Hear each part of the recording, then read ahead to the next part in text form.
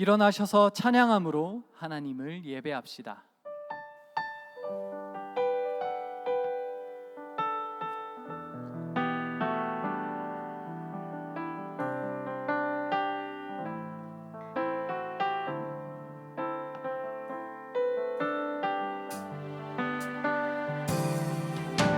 영원한 사귐에 날 초대하시네. 주님을 누리며 사는 것, 날 지으신 대로, 날 부르신 대로 주님과 함께 걷는 삶, 이것이 영원한 삶, 이것이 영원한 삶.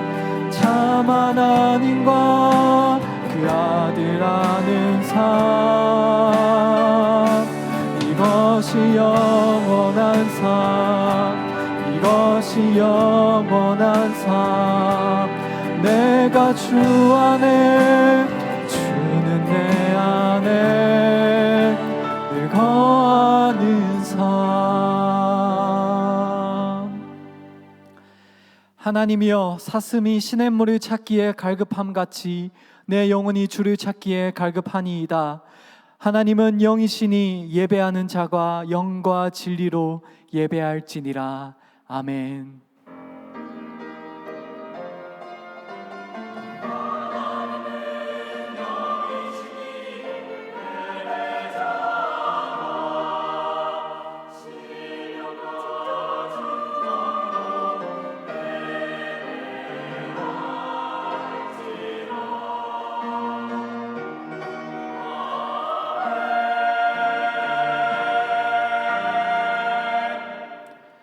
사랑이 많으신 하나님 아버지, 우리를 이 예배의 자리에 불러주심에 감사합니다.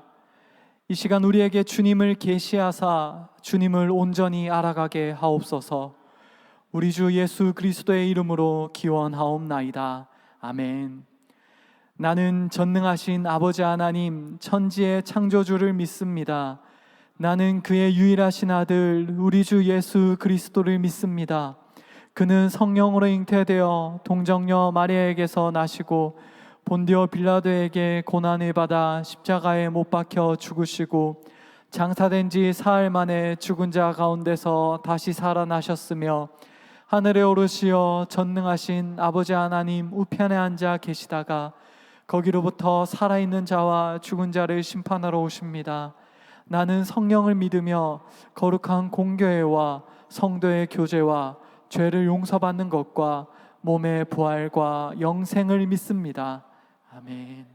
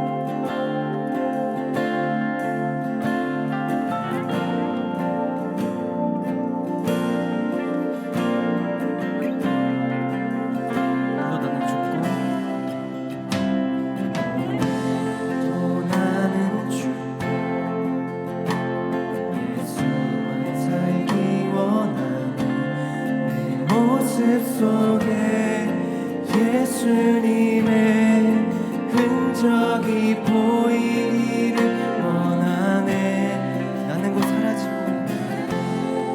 사라지고 예수만 남길 원하네. 나를 위해 피 흘리신 십자가 보혈의 그 사랑이 나의 영혼에 그의 보혈이 나의 소리에 그의 사랑이 나의 손짓에 그의 영광이 영원토록 예수가 보이네. 예수가 보이네. 우리 삶 속에서 예수가 보이네. 우리 모습 속에 예수로만 아멘. 살려 몸부림치며 세상과 싸워나가네. 우리 모습 속에 예수가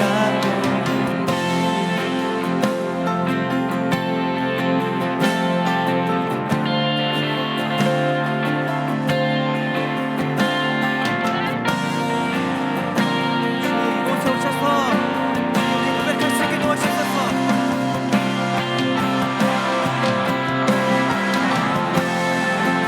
나는 죽고 주님을 쓰게 해주시옵소서.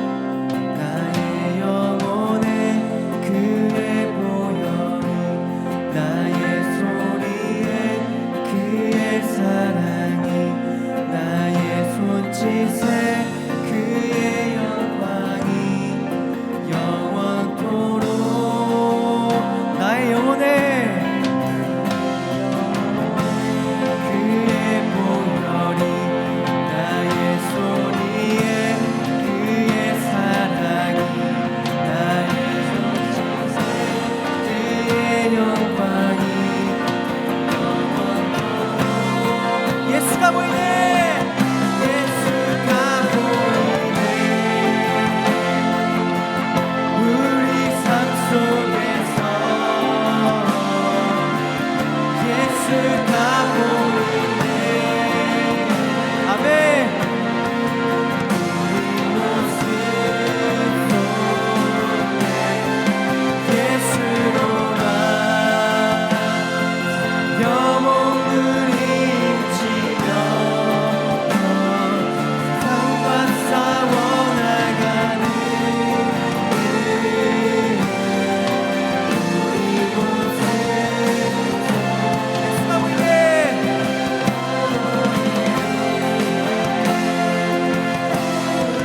삶 속에서 예수가 보이네. 예수가 보이네.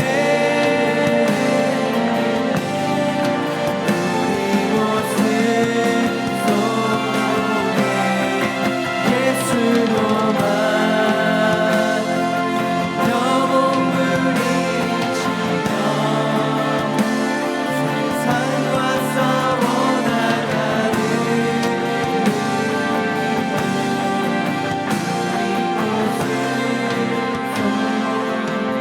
예수가 보이네. 우리 삶 속에서 예수가 보이네. 우리 모습 속에 예수로만 주님 주옵소서. 몸부림치며 세상과 싸워나가는 우리 모습 속에 예수가 보이네. 지금 이 시간 우리가 기도할 때 나의 힘과 능력이 아니라 나는 죽고 예수만 보일 수 있게 기도하겠습니다.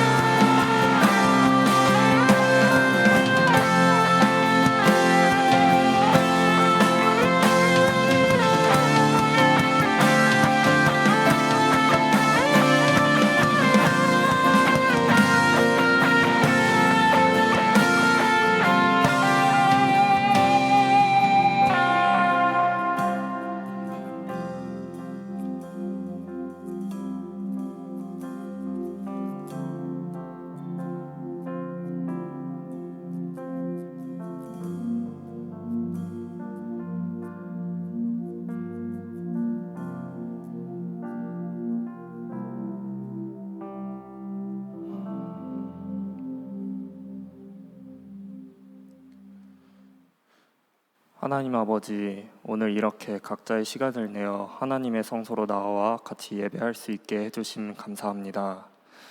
하나님 아버지, 우리는 삶을 살아가며 그리스도인이면서 세상에 나아가면 그리스도인답지 못하게 살아온 우리의 행동을 반성합니다.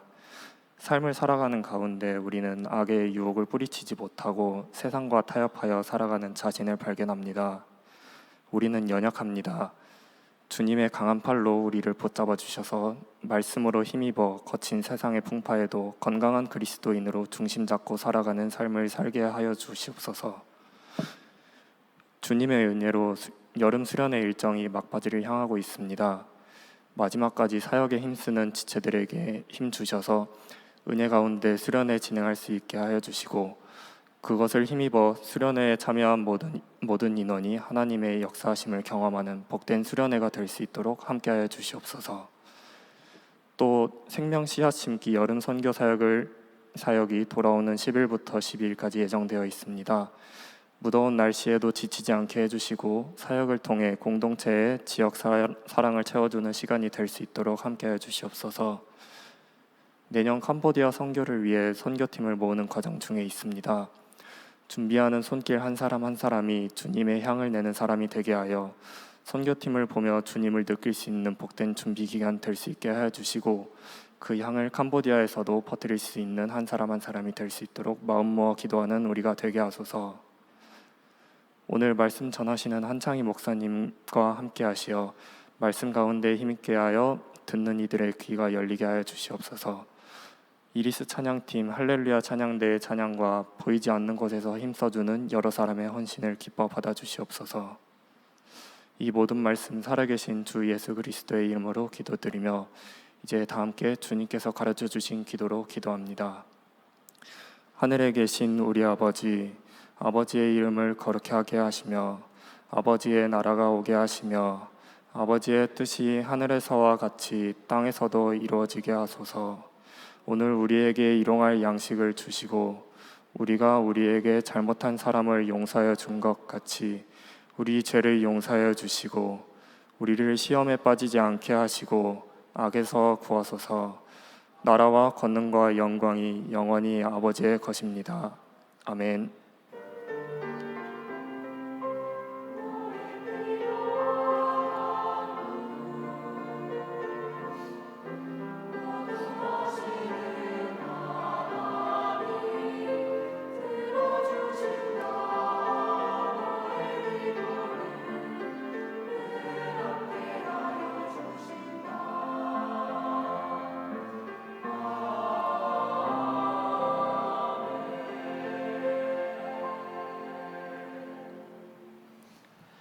이제 자리에서 일어나 하나님의 말씀을 읽습니다.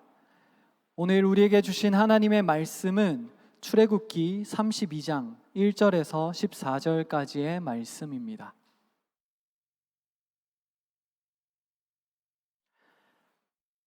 출애굽기 32장의 말씀을 교독합니다. 제가 먼저 읽습니다.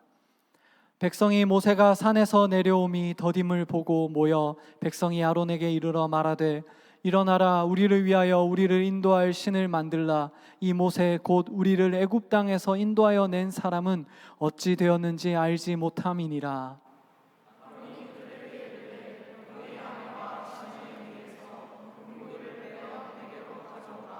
모든 백성이 그 귀에서 금고리를 빼어 아론에게로 가져가매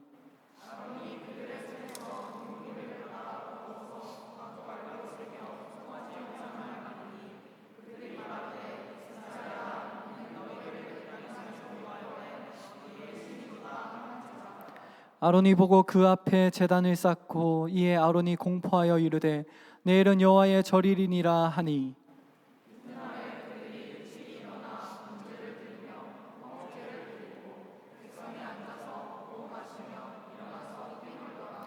여호와께서 모세에게 이르시되 너는 내려가라. 내가 애굽 땅에서 인도하여 낸 내 백성이 부패하였도다.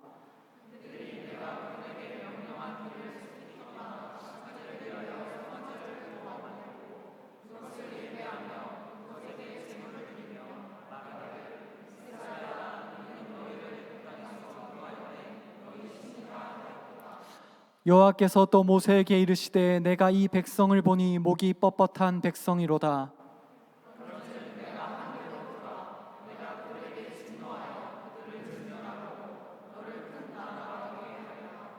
모세가 그의 하나님 여호와께 구하여 이르되 여호와여 어찌하여 그 큰 권능과 강한 손으로 애굽 땅에서 인도하여 내신 주의 백성에게 진노하시나이까.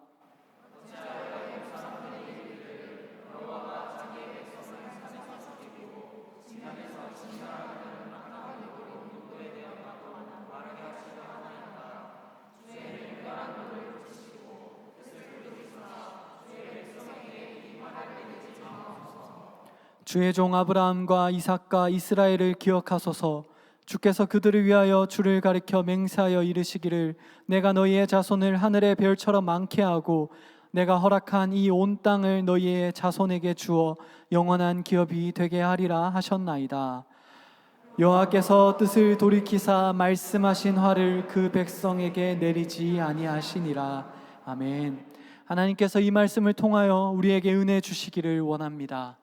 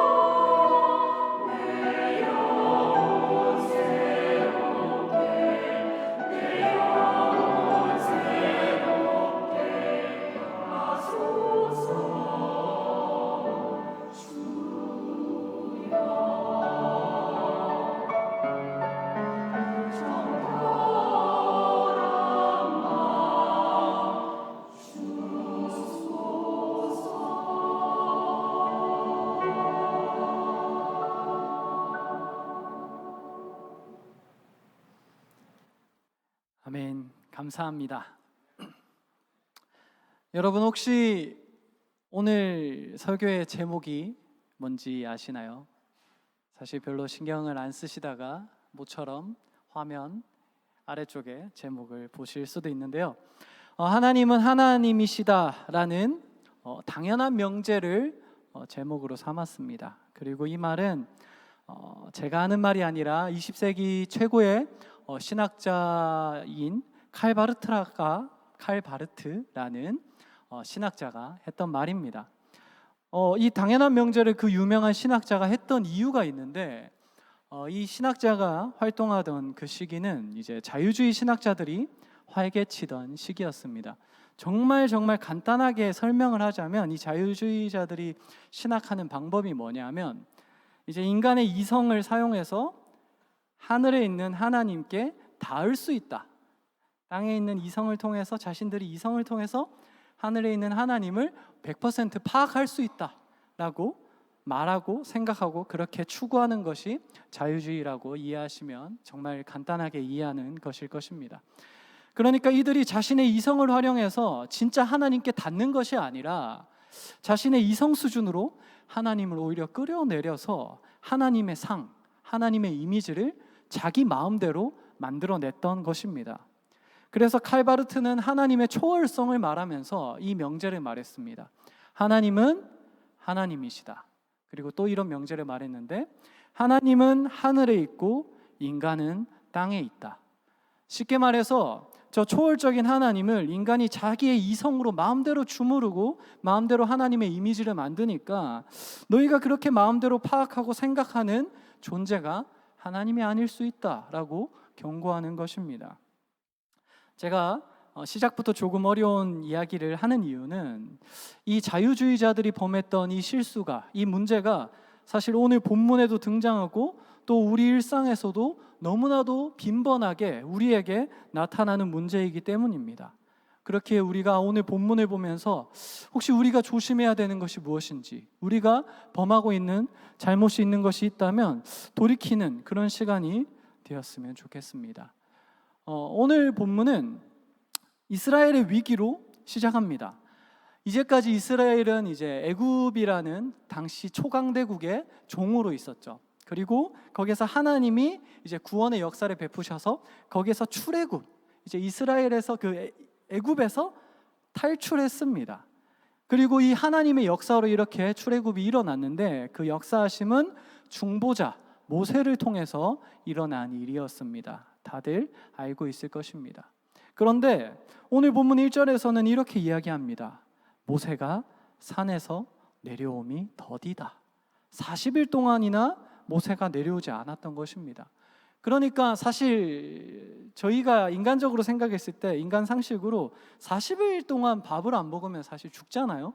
그러니까 이스라엘이 생각했을 때 저 하늘에 있는 하나님을 중재하는 그 중보자 모세가 없으니까 이제 하나님의 인도하심을 받을 방법이 없는 것입니다. 모세가 죽었다라고 생각한 것입니다.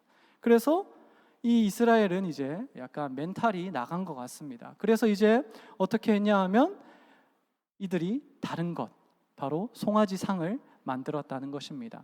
하나님이 함께 하시는 것을 확신하지 못하니까 눈에 보이는 형상, 이 땅의 형상을 만들었는데 송아지 상을 만들었다는 것입니다.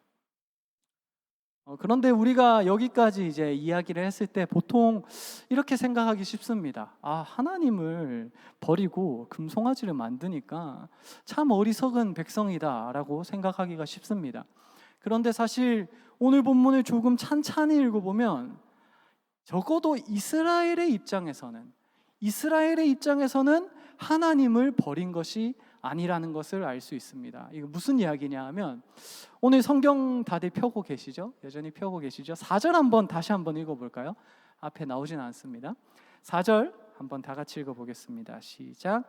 아론이 그들의 손에서 금고리를 받아 부어서 조각칼로 새겨 송아지 형상을 만드니 그들이 말하되 이스라엘아 이는 너희를 애굽 땅에서 인도하여 낸 너희의 신이로다 하는지라. 아멘. 여기서 이제 이스라엘 사람들이 스스로에게 이야기한 게 뭐냐 하면 새로운 신이 우리에게 왔다라고 말하는 것이 아니라 우리를 애굽 땅에서 인도하여 냈던 우리의 신이 여기 있다라고 이야기하고 있는 것입니다. 그리고 애굽 땅에서 인도하여 낸 신이 누구십니까? 하나님이잖아요. 감사해요. 하나님이 여기에 있다. 이 금신상이 하나님이다라고 이야기하고 있는 것입니다. 하나님을 금신상으로 표현한 거예요. 그리고 이거는 저의 생각이 아니라 5절에서 분명히 나타나는데 5절에서 눈으로 한번 내려가서 보시면 아론은 이렇게 말합니다. 내 일은 여호와의 절일이니라. 아멘. 여기서 아론은 여호와라는 신명, 신의 이름을 사용하는데 이 여호와의 신명은 고대 근동에 있어서 보통 이제 하나님을 말하는 대명사, 신을 말하는 대명사는 엘이거든요. 그래서 하나님을 말할 때 엘이라고 표현할 수도 있고 여호와라고 표현할 수도 있는데 만약 여기서 엘이라는 말을 했다면 그저 그냥 신이라는 대명사를 사용했다라고 이해할 수도 있지만 여호와라는 신명을 사용했다는 건 뭐냐 하면 분명한 하나님을 의미하는 단어입니다. 그래서 한번 앞에 뜰 텐데요. 출애굽기 6장 3절 6절에서 하나님이 이렇게 말씀하셨습니다. 이 여호와라는 신명은 하나님이 직접 가르쳐 주신 하나님의 신명이에요. 그래서 내가 아브라함과 이삭과 야곱에게조차도 전능의 하나님으로 나타났으나 나의 이름을 여호와로는 그들에게 알리지 아니하였는데 그런데 너희에게는 이제 내 이름을 밝히는데 여호와다. 여호와라는 신명을 이 이스라엘 백성에게 출애굽의 맥락에서 밝혔습니다. 그러니까 여호와라는 신명은 그저 그런 신이 아니라 출애굽하신 우리 조상들의 신, 그 여호와라는 이름이에요.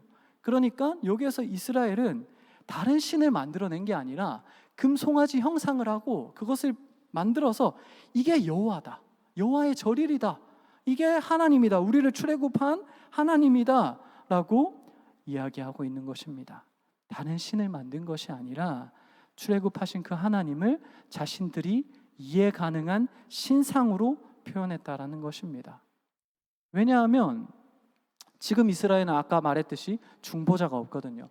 모세가 원래 하나님의 뜻을 받고 하나님을 가르쳐 주던 그 역할을 했는데 모세가 없으니까 이스라엘이 어떻게 했냐 하면 그 중재자가 없으니까 하늘에 계신 그 하나님을 자기 수준으로 끌어내려서 표현한 거예요. 금신상으로. 자기가 이해할 수 있는 표현으로, 자기가 이해하는 수준으로 금신상으로 표현을 했다라는 것입니다. 이것이 신상을 만든 이유입니다. 하늘에 계신 하나님을 자기 이해 가능한 수준으로 끌어내렸다라는 것입니다. 그리고 여기서 우리가 또 생각해야 될 게 있는데 그러면 많은 그 신상 중에서 왜 하필 송아지 신상인가? 라는 것을 우리가 좀 생각해 봐야 되는데 이거는 이스라엘이 거했던 그 환경을 생각해 보면 조금 이해하기가 쉽습니다. 이스라엘은 다 아시다시피 400년 동안 애굽에 혹시 어느 지역인지 아시나요? 난 교회 밥 좀 많이 드셨다 하시는 분들, 고센 땅에 살았습니다. 한 번쯤은 들어본 것 같죠? 고센 땅에 400년 동안 살았는데 그런데 이집트의 가장 강력한 신 중 하나가 나일강의 신, 아피스 신입니다. 왜냐하면 여러분들도 다 옛날에 고등학교 때 배워서 아시겠지만 나일강은 이제 적당한 주기마다 범람을 합니다. 그리고 범람을 하면 새로운 퇴적 작용으로 인해서 땅이 다시 한번 지력이 회복되는, 비옥해지는 그런 효과를 가졌습니다. 그러니까 고대인이 보기에는 나일강의 힘이 정말로 유용하고 대단했기 때문에 이 나일강을 또 신으로 묘사하고 섬겼는데 그 나일강의 신, 특히 범람의 역할을 하는 신이 아피스 신이었습니다.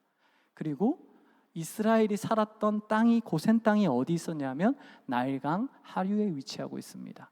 그러니까 이스라엘은 400년 동안 나일강의 그 범람과 그리고 이집트 사람들이 그 범람 가운데 아피스 신이 우리에게 임했다라는 그 섬김, 그리고 그 신들을 만들어서 섬기는 그 소의 형상, 그것들을 400년 동안 봐왔고 또 그 봄을 통하여서 가장 강력한 신은 소의 형상을 하고 있구나 라는 것을 경험하고 배웠다라는 것입니다. 그러니까 결국 정리하면 이들은 400년 동안 자신들이 경험한 게 뭐냐 하면 강력한 신, 소의 형상을 한 신, 아피스 신을 봤으니까 이제 자신의 경험을 바탕으로 하나님을 자기 수준으로 이해한 대로, 경험한 대로 비슷하게 소의 형상으로 만들었다라는 것입니다. 게다가 이들이 이 모든 일들을 행한 이유도 매우 악한데 함께 우리가 1절 읽어볼까요? 우리 함께 1절 읽어보도록 하겠습니다. 앞에 나오지는 않습니다. 우리 성경에 가지고 있으니까 같이 읽겠습니다. 백성이 모세가 산에서 내려옴이 더딤을 보고 백성이 아론에게 이르러 말하되 일어나라 우리를 위하여 우리를 인도할 신을 만들라. 이 모세 곧 우리를 애굽 땅에서 인도하여 낸 사람은 어찌 되었는지 알지 못함이니라. 아멘. 여기서 이스라엘은 송아지 상이 필요한 이유로 우리를 위하여 우리를 인도할 신을 이야기하고 있습니다. 그래서 하나님도 한번 눈으로 따라가서 내려 읽어보시면 8절에서 이렇게 이야기하십니다. 그들이 자기를 위하여 송아지를 부어 만들었다. 그러니까 결국 이 이스라엘이 금신상을 만든 이유는 뭐냐면 자신을 위하여, 자신에게 도움이 되는, 자신을 위한, 자신을 섬길 수 있는 신상을 만들었다는 것입니다. 그래서 이렇게 여러 가지 좀 이야기들을 했는데 정리하면 아마 앞에 뜰 것 같은데요. 이들이 범한 잘못을 크게 세 가지로 정리하면 첫 번째는 하나님을 자신의 수준으로 끌어내려서 자신이 이해할 수 있는 수준으로 그 신상으로 자기 눈에 보이는 신상으로 끌어내려서 인간 수준의 신상, 이미지 오브 갓을 만들었다는 것입니다. 그리고 두 번째는 자신의 경험에 기반하여 하나님의 신상, 마찬가지로 이미지 오브 갓을 만들었다는 것입니다. 그리고 세 번째로는 자신을 섬기고 자신을 위한 하나님의 신상, 이미지 오브 갓을 만들었다라는 것입니다. 그러니까 이것을 다 통합하면 자기를 위하여서 내가 이해 가능한 그리고 내가 경험한 그 하나님의 모습을 만들어냈다라는 것입니다. 참 어리석고 부족한 모습이죠. 그런데 우리가 이 오늘 이야기가 조금 어려울 수는 있지만 유익 있게 생각하고 정말 조심히 우리가 생각해 볼 필요가 있습니다. 왜냐하면 우리 또한 이스라엘이 마냥 악하고 우리는 거룩한 존재가 아니거든요. 똑같은 인간의 성정을 가졌기 때문에 우리 또한 하나님의 이미지 오브 갓, 하나님의 신상, 형상을 만들어낼 수 있다는 것입니다. 그냥 눈에 앞에 보이는 금신상을 만들진 않겠죠. 그러나 우리는 각자 하나님의 상을 각자 마음속에 가지고 있습니다. 만들어낸 하나님의 이미지가 우리 가운데 있을 수 있다는 것입니다. 당장 한국 교회를 볼 때 우리 사실 라떼 이야기고 저보다도 선배님들 이야기지만 그래서 어렴풋이 여러분들이 아실 수 있는 이야기를 해볼까 합니다.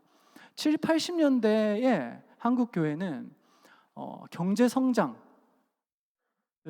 정말 추구하는 그런 국가 분위기와 부흥이라는 시대 분위기를 경험했습니다. 한국 교회는 다들 대충은 아시는 내용이죠. 그리고 그 한국 교회는 이 사회적 분위기를 경험하다 보니까 이 분위기 속에서 자신의 입맛에 맞고 자신이 이해할 수 있는 이미지 오브 갓, 하나님의 형상을 만들었습니다. 그게 뭔지 아시잖아요. 부흥과 성장을 약속하는 이미지의 하나님, 복을 주시는 하나님의 이미지. 그래서 7, 80년대 한국 교회에서 계속해서 모든 사람들이 서로에게 이야기했던 하나님의 형상은 뭐냐 하면 복 주시는 하나님, 하나님 믿으면 복 받습니다 라는 그런 하나님의 형상을 만들어냈다라는 것입니다. 물론 하나님은 복 주시는 분입니다. 복 주시기를 원하시는 분입니다. 그러나 하나님은 하나님의 복을 주시는 분이지 세속적으로 우리가 경제 성장하고 부흥을 추구하는 그 복이 하나님의 복이라고 단언할 수는 없습니다. 하나님은 하나님의 복을 주십니다. 우리가 잘못된 이미지를 만들어 왔던 거죠. 그리고 그 삭슬 오늘날 우리가 누리고 있습니다. 침체된 한국교회를 보고 있습니다. 마찬가지로 그러면 오늘 우리는 건강한 하나님의 상을 가지고 있는가? 사실 제가 시대를 관통하는 관찰력, 통찰력을 가진 건 아니지만 제가 느끼기에 오늘날 한국교회가 대체로 만들고 있는 하나님의 상은 위로의 이미지인 것 같습니다. 물론 하나님 위로하시는 하나님이죠. 그러나 오늘날 우리가 경험하는 이 사회를 생각해 보면 이제 1인 가구가 늘어나고 각박하고 속마음을 털어놓을 수 없는 그런 사회 분위기 속에서 이제 위로의 존재를 찾고 있다라는 거죠. 그래서 이 경험과 내가 이해할 만한, 내가 원하는 그 하나님, 나를 섬길 수 있는, 내가 나를 위로할 수 있는 하나님의 상을 내 수준으로 끌어내려서 만드는 경향이 있지 않나, 그런 위험성이 있지 않나, 그거를 우리는 한번 좀 생각해 봐야 됩니다. 부담스러운 말씀을 하는 하나님이 아니라 위로하시고 따뜻한 말씀만을 하시는 하나님. 그래서 삶의 변화는 없고 주일날 위로 없고 다시 돌아가서 경건의 능력은 없지만 경건의 모양만 있는 그 신앙, 썬데이 크리스찬이 넘쳐나는 신앙이 오늘날 우리 한국교회가 가지고 있는 신앙인 것도 같습니다. 제가 잘나서 하는 이야기가 아니라 저에게도 하는 이야기입니다. 이 이미지가 아니더라도 어쨌든 우리는 각자 자신의 이해와 자신의 경험과 자신의 필요에 맞춰서 하나님의 형상, 하나님의 이미지를 너무나도 쉽게 만들어 간다라는 것입니다. 그러나 여러분, 서론에서 칼바르트가 이야기했듯이 하나님은 하나님이십니다. 하나님은 하늘에 있고 인간은 땅에 있습니다. 하나님을 함부로 격하시켜서 내 마음대로 주무르고 내 이해에 맞고 내 경험에 맞고 내 생각에 맞는 하나님은 어쩌면 금송아지 형상의 하나님일 수도 있다라는 것을 우리는 오늘 본문을 통해서 생각해 봐야 한다는 것입니다. 그러면 이렇게 반문할 수도 있겠죠. 그러면 우리가 어떻게 하나님을 이해할 수 있습니까? 그 하나님을 어떻게 내가 알 수 있습니까? 내가 아까 칼바르트는 하나님은 하늘에 있고 나는 땅에 있다는데 그 하나님을 어떻게 만나고 어떻게 인식할 수 있습니까? 라고 이야기할 수도 있습니다. 이에 대한 대답은 오늘 본문 11절에서 13절에 있는데 우리 시간 관계상 11절만 다 같이 함께 읽도록 하겠습니다. 11절입니다. 모세가 그의 하나님 여호와께 구하여 이르되 여호와여 어찌하여 그 큰 권능과 강한 손으로 애굽 땅에서 인도하여 내신 주의 백성에게 진노하시나이까. 아멘. 여기서 이 기도를 드리는 사람은 모세입니다. 하나님과 이스라엘의 중간에서 하나님과 이스라엘을 이어주고 중보하고 중재하는 존재로 바로 모세가 있습니다. 오늘 본문에서는 사실 모세의 이 중재 역할이 일부분만 나타나는데 이제 죄 사함을 요구하고 이제 하나님의 용납을 구하고 있습니다. 그리고 그런데 이 본문 이외에서 모세오경 전체에서 중재자로서 모세가 하는 역할을 우리는 알고 있습니다. 하늘에 계신 하나님을 시내산에 올라가서 만나고 다시 땅으로 내려와서 그 하나님을 알려주는 역할을 했습니다. 온전한 하나님이 누구인지 계속해서 모세오경을 통하여서 시내산에 이스라엘 백성이 올라가지 못하니까 중간자로서 하나님이 어떤 분인지 알려주는 역할을 모세가 했다라는 것입니다. 그리고 이미 우리가 알다시피 우리는 이 모세보다도 더 나은 중보자 곧 예수 그리스도를 우리는 믿고 있습니다. 예수님은 모세보다도 더 뛰어난 중보자이기 때문에 십자가에서 우리 죄를 사하셨음은 물론이고 게다가 예수님은 우리에게 하나님이 어떤 분인지 그 누구보다도 명확하게 보여주시는 분입니다. 아까 우리는 하나님은 하늘에 있고 인간은 땅에 있기 때문에 마음대로 하나님의 상을 만들지 말라라고 했는데 우리가 닿을 수 없으니까 우리에게 오신 분이 누구냐 하면 바로 예수 그리스도라는 것입니다. 우리가 하늘에 있는 하나님께 닿을 수가 없으니까 하나님이 인간이 되어서 땅에 내려오셔서 하나님이 어떤 분이신지 계시한 분이 바로 예수 그리스도다라는 것입니다. 그래서 사도 요한은 요한일서 1장 1절에서 이렇게 이야기합니다. 하나님이 얼마나 가까이 오셨는지 이렇게 이야기합니다. 우리 한번 다 같이 읽어볼까요? 태초부터 있는 생명의 말씀에 관하여는 우리가 들은 바요 눈으로 본 바요 자세히 보고 우리의 손으로 만진 바라. 아멘. 그러니까 우리가 갈 수 없는 그 하나님이 우리에게 오셨는데 어느 정도로 가까이 오셔서 하나님을 계시해 주셨냐 하면 눈으로 보여지고 우리에게 들리고 손으로 만져질 정도로 가까이 오셔서 하나님을 가르쳐 주셨다라는 것입니다. 이분이 바로 예수님입니다. 우리가 내 이해와 내 경험과 내 필요에 따라서 하늘에 계신 하나님을 이 땅으로 격화시켜서 하나님을 만드는 것이 아니라 하늘에 계신 참된 하나님, 참된 하나님을 계시하시는 그 예수님이 우리에게 오셨다라는 것입니다. 그래서 우리가 하나님을 아는 방법은 단 한 가지입니다. 다른 게 없습니다. 오신 예수님을 보는 것, 오신 예수님을 묵상하는 것, 오신 예수님을 찾는 것. 그래서 요한복음 14장 9절에서 예수님은 이렇게 말씀하셨습니다. 나를 본 자는 아버지를 보았다. 우리가 하늘에 계신 하나님을 볼 수가 없으니까 우리에게 계시하시기 위해서 오셨는데 예수님이, 하나님이 인간으로 오셨다라는 것입니다.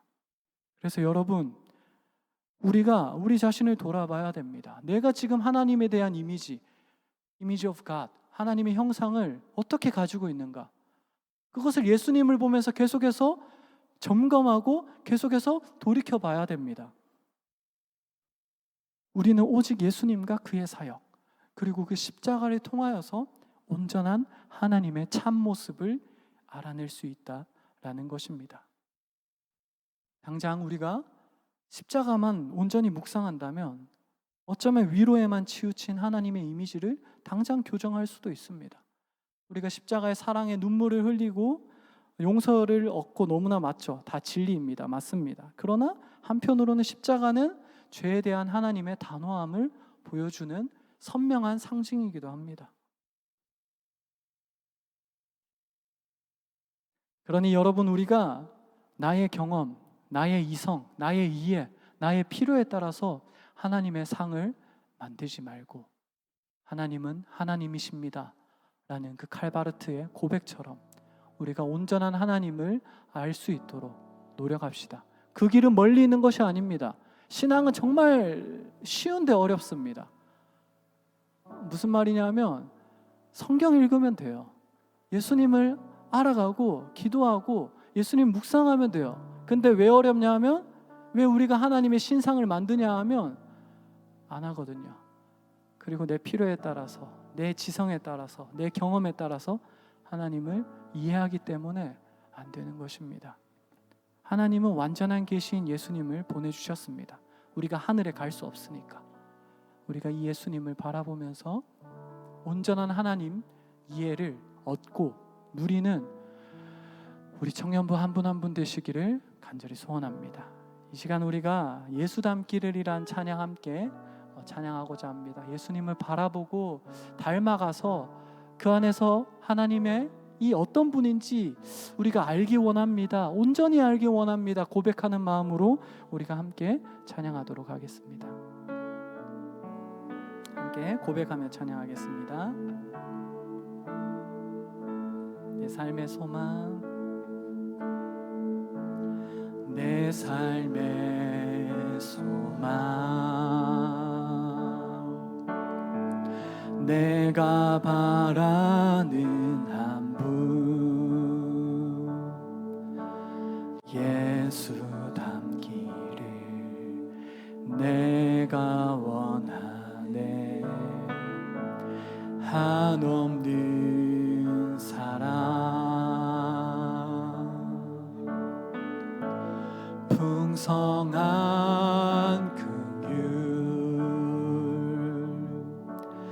예수 닮기를 내가 원하네. 예수 닮기를, 예수 보기를, 예수만 높이길 내가 원하네.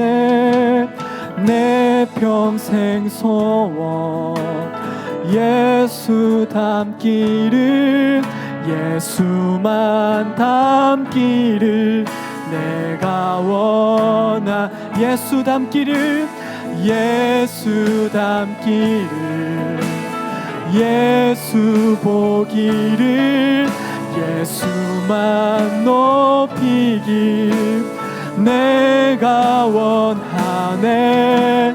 내 평생 소원, 예수 닮기를, 예수만 닮기를 내가 원하네.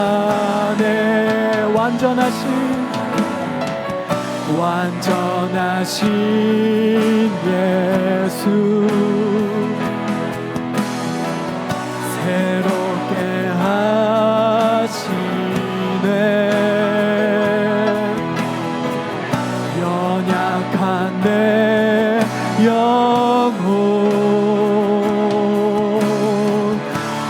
온전하게 되리. 예수 닮기를, 예수 보기를, 예수만 높이길 내가 원하네.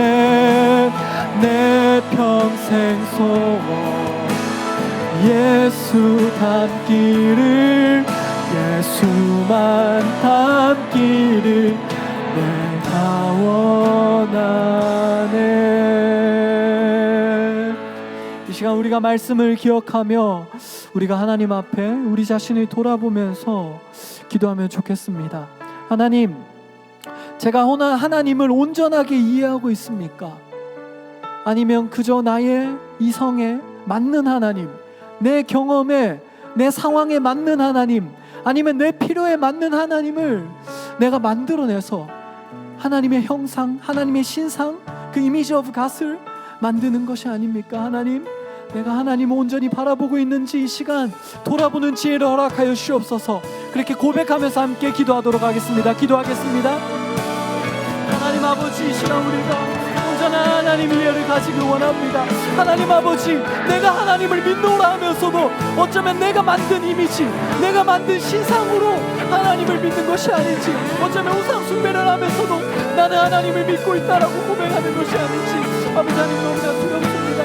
하나님 아버지, 내가 나의 이해에 맞는 하나님, 나의 경험에, 나의 상황에 맞는 하나님, 그리고 나의 필요에 맞는 하나님을 만드는 것이 아니라 하나님을 향한 온전한 그 이해를 가질 수 있게 바랍니다.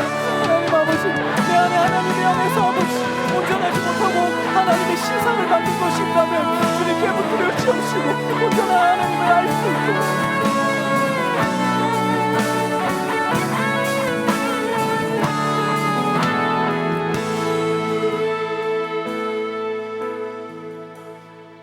우리가 계속해서 기도했으면 좋겠는 것은, 우리가 이것을 기도했으면 좋겠습니다. 우리가 하나님을 온전히 아는 것은 다른 것이 아닙니다.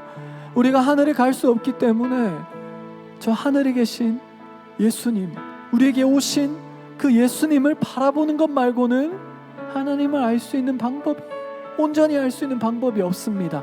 그러니 우리가 이 시간 이렇게 기도하면 좋겠습니다. 주님, 우리에게 예수님을 더 알아가고자 하는 마음과 예수님을 더 아는 지혜를 허락하여 주셔서 하나님을 온전히 알고 우상 숭배적으로 하나님을 믿는 것이 아니라 온전한 하나님을 믿는 내가 되고 우리 정능교회 청년부가 되고 우리 정능교회가 되게 하여 달라고 우리가 함께 기도하면서 함께 나아가도록 하겠습니다. 기도하겠습니다. 예수 그리스도를 온전히 알고자 하는 열망, 예수님을 온전히 알고자 하는 그 소망을 우리 가운데 부어주시옵소서. 그리고 예수님을 온전히 아는 지혜를 우리 가운데, 우리 한 사람 한 사람 가운데, 우리 정능교회 청년부 가운데, 우리 정능교회 가운데 부어주시옵소서. 그리하여서 예수님을 통하여서 온전히 하나님을 알고 나의 신상을 만드는 것이 아니라 진짜 계시된 하나님, 예수님을 통하여서 알 수 있는 그 하나님, 우리는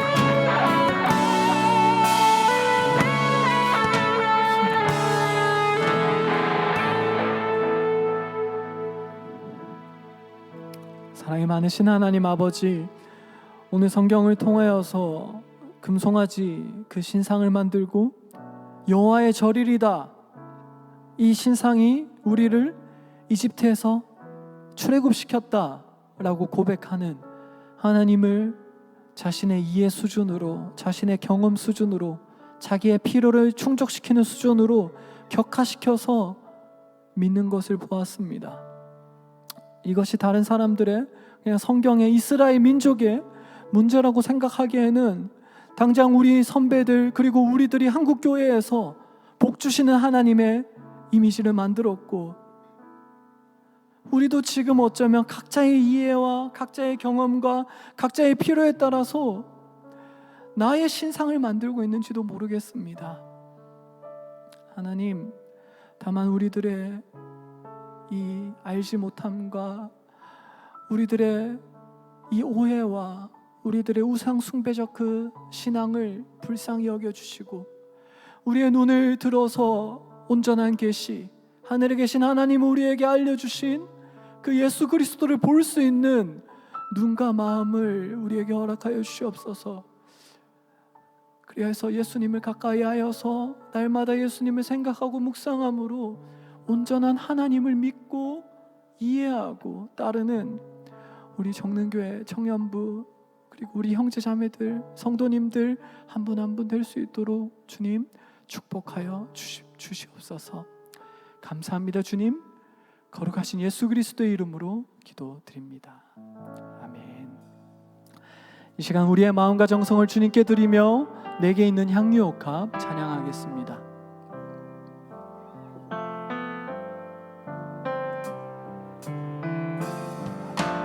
내게 있는 향유옥합 주께 가져와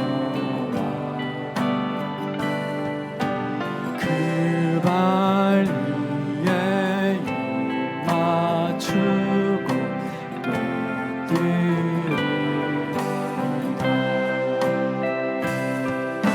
주님 다시 이 땅 위에 임하신 그때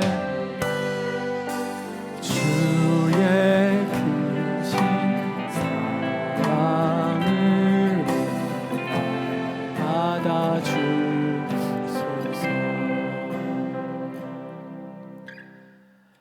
우리의 생각과 우리의 경험을 뛰어넘으시는 하나님, 이 시간 우리의 삶, 우리의 물질과 마음을 우리 참되신 하나님께 드립니다. 주님 기뻐 희망하시며 우리에게 차고 넘치는 하늘의 은혜를 내려 주시옵소서. 우리 삶의 주인 되신 예수 그리스도의 이름으로 기도드립니다. 아멘. 네, 교회 소식 알려드립니다. 다음 주일은 광복 78주년 감사주일입니다. 하나님께서 우리 민족을 그 구원하신 그 구원을 기억하고 기념하는 예배가 되길 소원합니다. 생명 씨앗 심기 여름 선교 사역이 오늘까지 신청을 받습니다. 8월 10일에서 12일에 도심리교회와 괴산 중부교회를 섬기는데요. 함께 참여하셔서 선교의 씨앗을 같이 심으면 좋겠습니다. 그리고 새본부 여름신앙 수련회가 8월 21일에서 23일까지 있습니다. 은혜로운 수련회가 될 수 있도록 함께 기도로 중보해 주시길 부탁드립니다. 2024년 캄보디아 선교팀을 모집합니다. 내년 1월 19일부터 25일까지 이제 선교를 가는데요. 신청은 8월 27일까지입니다. 그러나 오늘까지 신청하시면 청년에 한해서 이제 얼리버드 가격이 이제 적용됩니다. 그래서 청년이 오늘까지 신청하시면 60만 원이고 이후 신청자는 이제 80만 원이니 참고해 주시면 감사하겠습니다. 그리고 소외된 이웃에게 바퍼 사역을 해온 다일 공동체의 건물이 철거될 상황에 있다고 합니다. 이에 대한 반대와 양성화를 위한 서명에 동참해 주시면 감사하겠습니다. 서명은 오늘까지 2층에서 로비에서 할 수 있고 또 QR코드로도 가능합니다. 네, 마지막으로 교회 응급 환자 발생 시의 매뉴얼을 본당 뒤편에 게시해 두었습니다.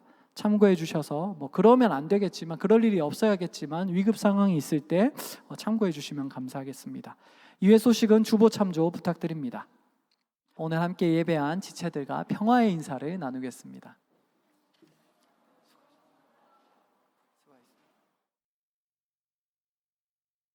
네, 이제 찬양하며 서로를 축복하겠습니다.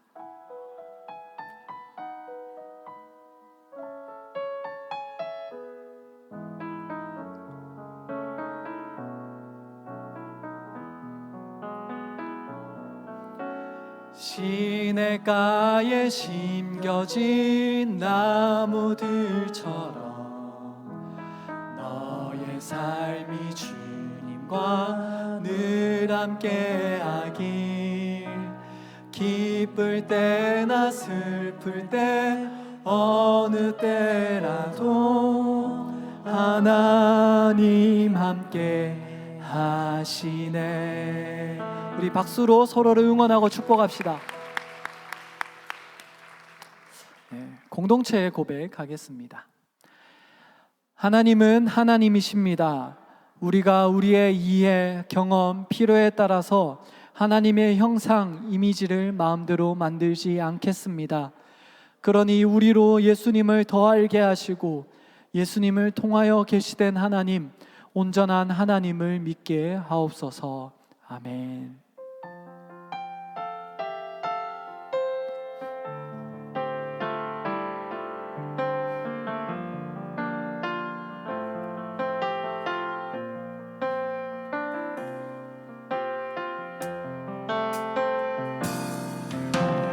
난간함과 고난 수고로움 속에도 선보는 그 믿음을 지켰네. 주를 섬기는 날 자신을 다드리며 진리의 말씀과 성령으로 그 길을 걸었네.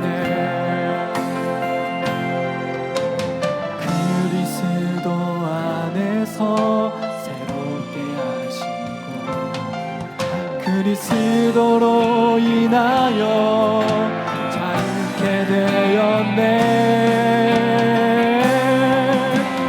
우리는 무명하나 유명한 자요.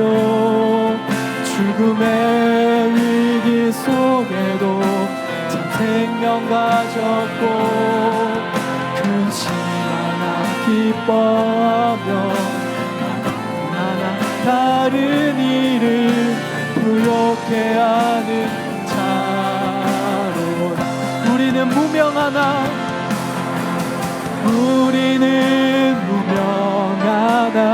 유명한 자요. 죽음의 위기 속에도 참 생명 가졌고 근심 하나 기뻐하며 하나 다른 일을 부욕해 하는 자로다. 모든 것까지 자로다.